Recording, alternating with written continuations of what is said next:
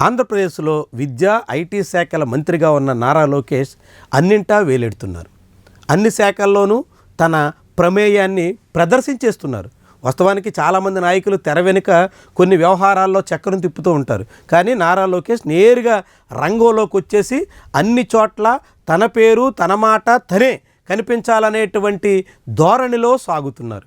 ఢిల్లీ వెళ్ళి వివిధ శాఖల మంత్రులతో జరిపినటువంటి రాయబారాలు కావచ్చు, అమరావతిలో ఆక్వాకల్చర్ సంబంధించినటువంటి నిర్వహించిన సమీక్ష సమావేశంలో కావచ్చు, తనకు ప్రమేయం లేని సందర్భంలో కూడా నారా లోకేష్ దర్శనం ఇచ్చేస్తున్నారు. ఇది రాజకీయంగా ఆసక్తికరమైనటువంటి చర్చకు కారణమవుతోంది.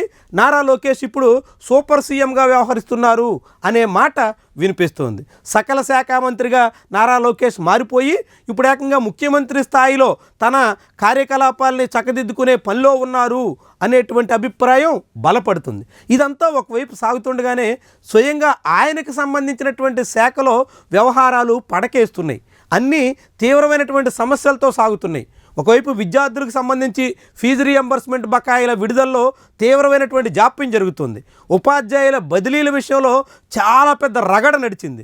దాంతోపాటుగా ఇప్పుడు స్కూళ్ల విలీనం ప్రక్రియ అనేక సమస్యలకి కారణమయ్యింది. తల్లికి వందనం నిధులు విడుదల ఎప్పటికీ అరకొరగానే మిగిలింది. ఇట్లా అనేక రకాల సమస్యలు ఒకవైపు కొనసాగుతుండగానే విద్యాశాఖకు సంబంధించినటువంటి అడ్మిషన్ ప్రక్రియ కూడా సజావుగా సాగిన దాఖలాలు లేవు. డిగ్రీ అడ్మిషన్లు అనేక రకాల పిల్లి మొగ్గలు ఇస్తున్నాయి.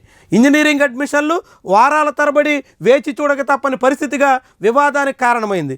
ఎంబీబీఎస్ అడ్మిషన్లు చాలా జాప్యంతో సాగుతున్నాయి. ఇట్లా సాధారణ డిగ్రీ నుంచి ఎంబీబీఎస్ వరకు అన్ని చోట్ల అడ్మిషన్ల ప్రక్రియ అంతంత మాత్రంగానే ఉంది.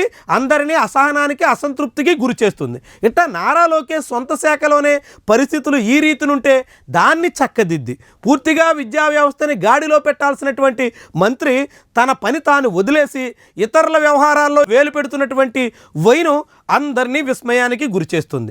లోకేష్ ముందు సొంత ఇంటిని చక్కదిద్దుకోకుండా అన్నింటా తానే ఉండాలని, అన్ని చోట్ల తన పేరే వినబడాలని పడుతున్నటువంటి తపన అబాసు పాలు చేసేలా కనిపిస్తోంది. అనేక విమర్శలకి తావిచ్చేలా మారుతుంది. అయినప్పటికీ లోకేష్ తన ధోరణిని మార్చుకుంటున్నటువంటి దాఖలాలు లేవు.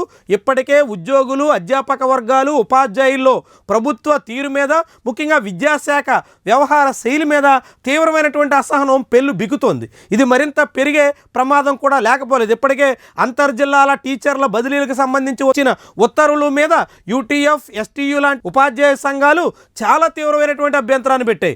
ఇట్లా అనేక రకాల సమస్యలు విద్యాశాఖలో పేరుకుపోతుంటే వాటన్నిటినీ సమర్థవంతంగా చక్కదిద్దడానికి ప్రాధాన్యత ఇవ్వాల్సినటువంటి మంత్రి సకల శాఖల మంత్రిగా సూపర్ సీఎంగా మారిపోవాలనేటువంటి తపనతో చేస్తున్నటువంటి ప్రయత్నాలు అనేక సమస్యలకి ఆస్కారం ఇచ్చేలా ఉంది.